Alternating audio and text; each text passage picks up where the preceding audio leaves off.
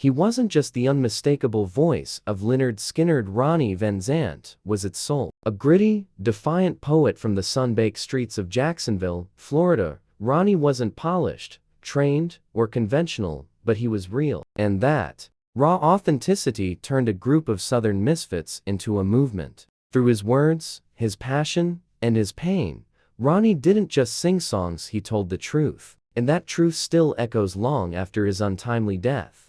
Born Ronald Wayne Van Zant, Ronnie grew up in a working-class neighborhood where survival came before dreams. Fists spoke louder than words, and ambition rarely extended beyond the block. But Ronnie, he had something different in him: fire. With no formal training and no roadmap, he created something legendary. Alongside his brothers Donnie and Johnny, Ronnie helped birth Lynyrd Skynyrd from the sweat-soaked garages and beer-stained bars of the South. The band wasn't built by music executives, it was built on guts, grit, and guitar strings. By the early 1970s, Lynyrd Skynyrd had exploded onto the rock scene. Their live shows were a wild, electric storm of sound: blazing guitars, flying beer cans, and an energy you could feel in your chest. And at the center was Ronnie, barefoot, tough, and unapologetically Southern. He wasn't there to entertain, he was there to testify. In songs like Simple Man and Free Bird, Ronnie didn't just perform, he laid bare his very soul. But what the fans didn't see was the weight he carried off stage. Behind the swagger was a man exhausted. By 1976, the relentless touring, rising tensions within the band, and personal demons were eating away at him. His marriage was strained, his brother Donnie was struggling, and Ronnie himself was haunted by premonitions, dark dreams of planes and death. His lyrics grew heavier, more haunting. That smell wasn't just a cautionary tale, it was a cry for help. But Ronnie didn't slow down. He kept pushing forward, as if he knew time was running short.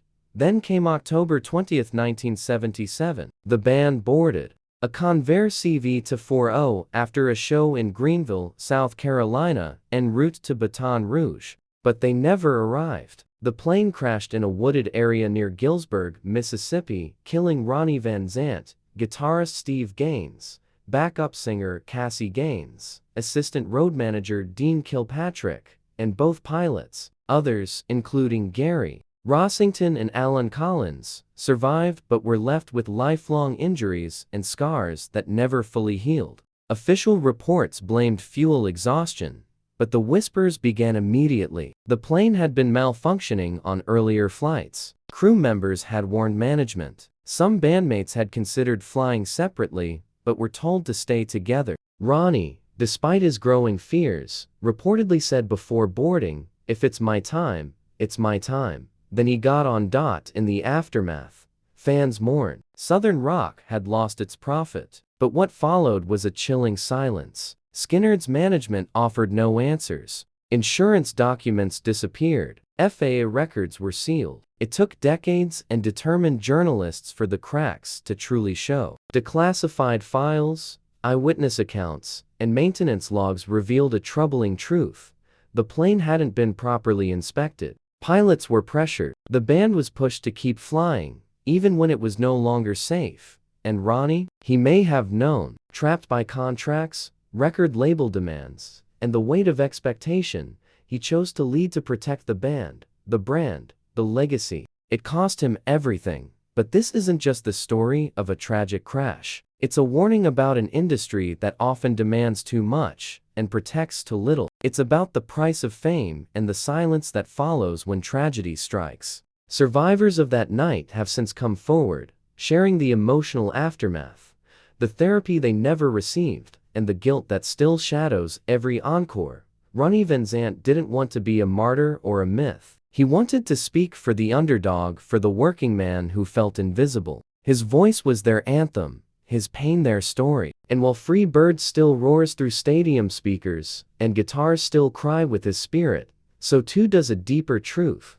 Legends break, legends bleed, and sometimes, legends are failed by the very system that praises them. Today, as fans revisit Ronnie's legacy, they're not just looking back, they're waking up. His story is no longer just nostalgic, it's a reckoning.